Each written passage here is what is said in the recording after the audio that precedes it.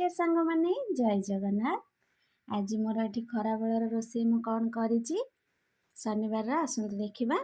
आज हे उषुना भात आ ता संग एटा गोटे साधा डाली आउ एटा हे सकाळर भजा थिला आलू बीन्स आउ फूलकोबी छणा एटा पांपड़ एटा बंधाकोबी कषा हेछि एटा हमर तो मेन रहिबो पाग लेंबू रसुण काकुड़ी धनिया पत्र आपण मानकर आज सब रोषेई कौन करछंती निहाती जणेबे आ आसंतु सांग होइकी खाइबा।